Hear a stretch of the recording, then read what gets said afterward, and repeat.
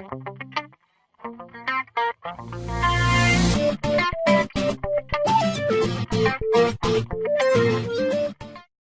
day to all of you and welcome back to Waltz. I'm Engineer Melvin Arceo, and today we're going to talk about encapsulation, and this is under the Network 101. This is for the preparation for the Cisco Certified Network Associate course, okay, or exams or training kung saan nyo man gusto gamitin yan.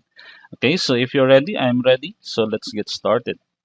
Pag-uusapan natin of course today is data encapsulation, and in this topic we're going to of course first define ano ba yung encapsulation.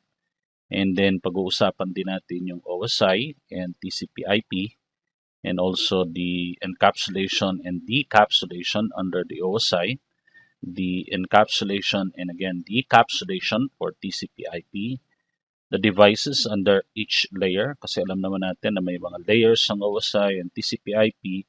So ano ba yung mga devices that work under each layer of those models? And of course, how encapsulation is used in networking, very important. And also, ano ba yung mga functions ng OSI layers? Okay?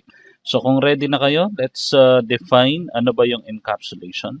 Ang encapsulation is actually nangyayari ito in almost every process of data communications. No? Kasi ito yung method of designing modular communication protocol. No? Ano ba ibig sabihin ng modular communication protocol? Ibig sabihin, pag nakikipag-communicate ang computer mo to another device, it will undergo data encapsulation wherein you have layers. Okay? So yung isang layer will give the data to another layer, but the lower layer will not see the processes of the upper layer. Okay? So imaginein mo parang ano yan parang yung boss mo will talk to another boss on another company.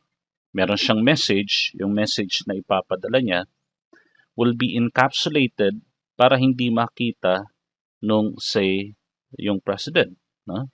And then yung president will encapsulate it, bibigay niya sa general manager. Yung general manager hindi niya makikita yon kasi in-encapsulate ni president. And then the general manager will give it to the manager, and then the manager will give it to the supervisor. The supervisor will give it to its subordinate, and the subordinate will give it to the messenger. Something like that, no? So mula doon sa pinaka-boss, sa pinaka-tuktok, hindi makikita ng messenger yung message. Okay? And then ipapadala yon on the other end, and it will go back upwards as doon sa inana natin, in-enumerate natin kanina. Okay?